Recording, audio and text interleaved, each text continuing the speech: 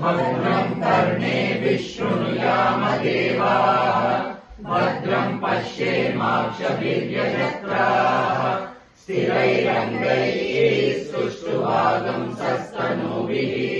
व्यशेम देवहितैः यदायुः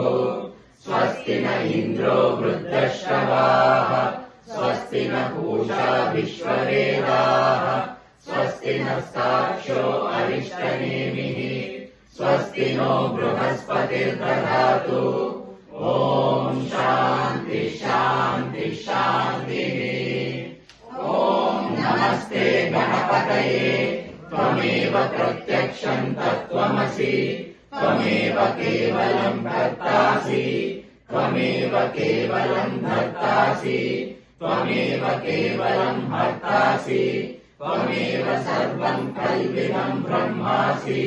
त्वं साक्षादात्मासि नित्यम् ऋतं वच्मि सत्यं वच्मि अवत्वं माम् अववक्तारम् अवश्रोतारम् अवदातारम् अवधातारम् अवानुष्ठानमवशिष्यम् अवपश्चात्तात् अवपुरस्तात् अवोत्तरात् अवदक्षिणात् अवचोर्ध्वात् अवाधरात् सर्वतो मां पाहि पाहि समन्तात् त्वं वाङ्मयस्त्वं चिन्मयः त्वमानन्दमयस्त्वं ब्रह्ममयः त्वं सच्चिदानन्दाद्वितीयोऽसि त्वं प्रत्यक्षं ब्रह्मासि त्वं ज्ञानमयो विज्ञानमयोऽसि सर्वं जगदिदं त्वत्तो जायते सर्वं जगदिदं त्वत्तस्तिष्ठति सर्वं जगदिदं त्वयि लयमेष्यति सर्वं जगदिदं त्वयि प्रत्येति त्वं भूमिरापो नलो निलो नभः त्वं चत्वारि वाक्पदानि त्वं गुणत्रयातीतः त्वम् अवस्थात्रयातीतः त्वं देहत्रयातीतः त्वं कालत्रयातीतः त्वं मूलाधारस्थितोऽसि नित्यम्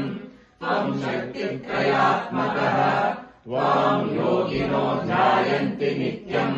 त्वं ब्रह्मा त्वं विष्णुस्त्वं रुद्रस्त्वमिन्द्रस्त्वमग्निस्त्वं वायुस्त्वं सूर्यस्त्वं चन्द्रमास्त्वं ब्रह्म भूर्भुवस्वरोम्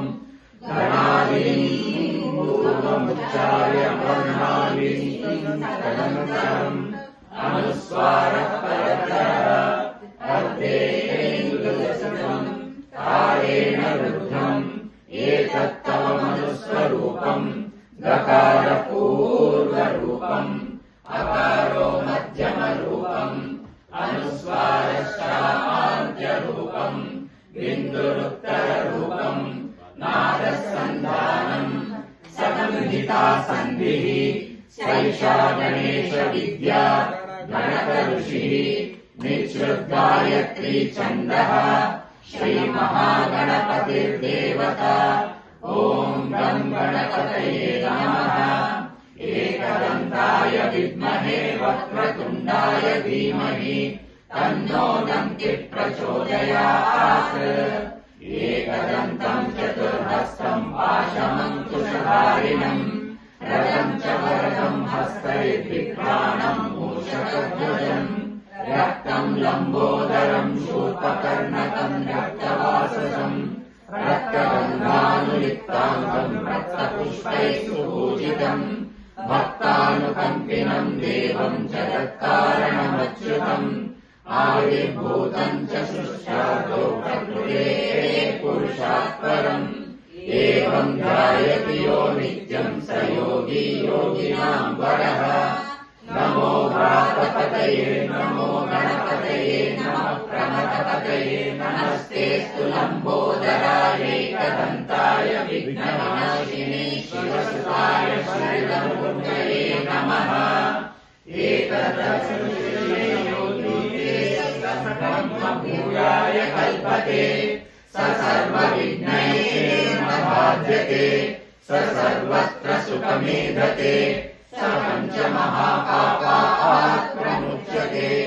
सायमधीयानो दिवसकृतं पापं नाशयति प्रातरधीयानो रात्रिकृतं पापं नाशयति सायं प्रातः प्रयुञ्जानो पापो भवति सर्वत्राधीयानोपविघ्नो भवति धर्मार्थकाममोक्षं च विन्दति इदमसर्वशीर्षमशिषाय नतेयम् यो यदि मोहात् दास्यति स पापीयान् भवति सहस्रावर्तनाद्यं यं कामनुदीयेतं तमनेन साधयेत् अनेन गणपतिमभिषिञ्चति भवति चतुर्थ्यामनुष्यं जपति चतुर्थ्यायां भवति इत्यधर्मणवाक्यम् ब्रह्माद्यावरणं विज्ञानं विभेति कदाचनेति यो दूर्वाङ्कुरैर्यजति सर्वणोतमो भवति यो लाजैर्यजति स यशोवान् भवति स मेधावान् भवति यो मोदकसहस्रेण यजति स वाप्नोति यस्साज्यसमितिर्यजति स सर्वं लभते अष्टो ब्राह्मणान् सम्यक् व्याहृत्वा सूर्यवर्चस्वी भवति सूर्यग्रहे महानद्यां प्रतिमासन्निधौ वा जप्त्वा सिद्धमन्त्रो भवति महाविघ्नात् प्रमुच्यते महादोषात् प्रमुच्यते महापापात् प्रमुच्यते महाप्रत्यवायात् प्रमुच्यते स सर्वविद्भवति य एवं वेद इत्युपनिषत् ॐ भद्रं कर्णेभिः शृणुयामदेवाः भद्रं पश्येमाक्षभिर्यजत्राः स्थिरैरङ्गैः स्तुष्ट्वागुंसस्तनूभिः यशेम देवहितं यदायुः स्वस्ति न इन्द्रो वृद्धश्रवाः स्वस्ति न पूषा विश्ववेदाः स्वस्ति नस्ताक्षो अरिष्टनेमिः स्वस्ति नो बृहस्पतिर्दधातु ॐ शान्ति शान्ति शान्तिः।